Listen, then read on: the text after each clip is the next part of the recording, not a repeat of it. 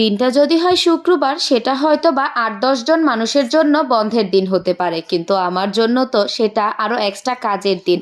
শুক্রবারটা তো আমি সারা সপ্তাহের কাজগুলো গুছিয়ে রাখার জন্য রাখি। তার উপরে শুক্রবার সাপ্তাহিক বাজারের দিন। সারা সপ্তাহের মাসের বাজারটা আমি শুক্রবারেই করি। তো আজকেও আমার এই একই অবস্থা। আজ বেশ সকালবেলায় ঘুম থেকে উঠে বাজারে গিয়েছিলাম আর আসার সময় আম্রপালি ১ ক্রেট নিয়ে এসেছিলাম। আর এবারের আমটা বেশ ভালোই ছিল। এইজন্য আমি একটু বেশি করেই নিয়ে এসেছি। সঙ্গে আমগুলো অনেক বড়, বড় আর মিষ্টিও ছিল কিন্তু। তো আমগুলো সব গুছিয়ে তারপরে আমি এখন নাস্তা করছিলাম। এখন বেলা ১১টার মতো বাজে। সকাল থেকে তো এক পাহাড় কাজ শেষ করে এসেছি।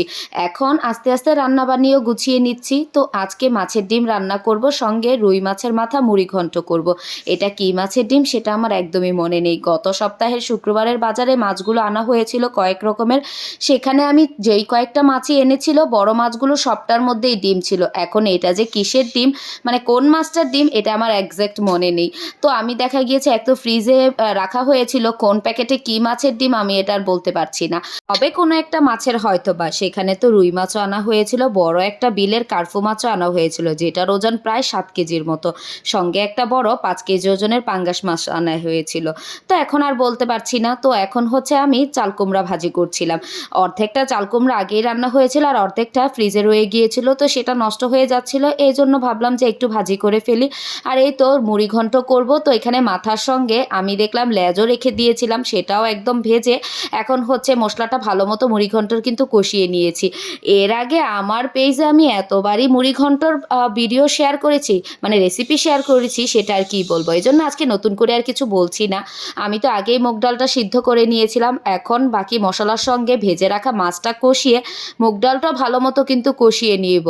আর এখন ডালটা ভালো মতো কষানোর জন্য রেখে আমি ভাজিটা নামিয়ে নিব। সেই মুহূর্তেই হচ্ছে আমি ডিমগুলো ধুচ্ছিলাম ফ্রিজে রাখার জন্য, সেখান থেকেই একটা ডিম ফেটে গিয়েছিল।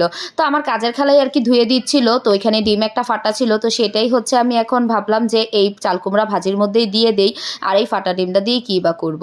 তো ওইটাই ভেজে তারপরে হচ্ছে গিয়ে আমি ভাজিটা করে নিলাম। আর এখন এই তো আমার মশলাটা তো কষিয়ে একদম ডালটাও কষানো হয়ে গিয়েছে। এখন একটু গরম পানি দিয়ে দিলাম। এখন আস্তে আস্তে ডালটা ফুটে যাবে আর কি। তো কয়েকটা কাঁচামরিচ চিড়ে দিয়ে দিচ্ছিলাম।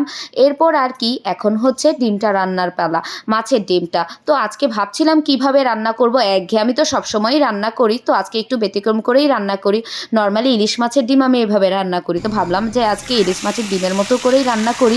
তো এই জন্য আমি একটু তেলের মধ্যে হচ্ছে সরিষার তেলের মধ্যে হলুদ আর লবণ দিয়ে তারপরে এখন মাছের ডিমটা দিয়ে দিলাম। এখন ডিমটা আমি ভালো মতো ঢেকে ঢেকে কিন্তু এখানে ভেজে নিয়েছিলাম, একদম কড়া করে ভেজে।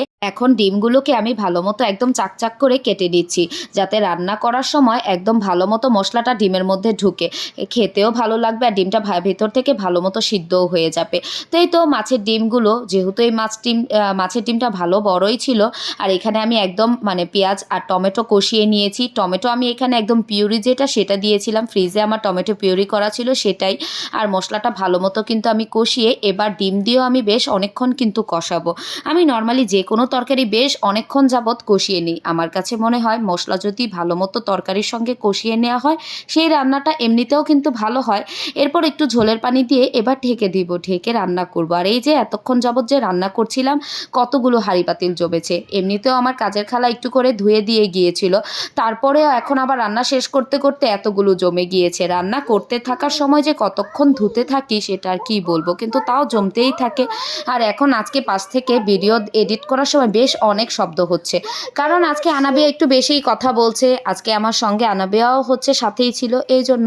আর এই তো মাছের ডিম রান্না হয়ে গিয়েছে, সঙ্গে চাল কুমড়া ভাজি আর এই মুড়ি ঘন্টটা। এখন তো গরম আছে, এই জন্য একটু ঠান্ডা হলে ডালটা আরও একটু ঝোল টেনে যাবে। এই তো ছিল আজকের আমাদের রান্না বান্না। আর আজকে আবারও আমি হচ্ছে লাল চালের একটু ভাত রান্না করেছিলাম, সেটা দিয়েই খাবো। আজকের মতো তাহলে এখান থেকেই বিদায় নিচ্ছি। আল্লাহ হাফেজ।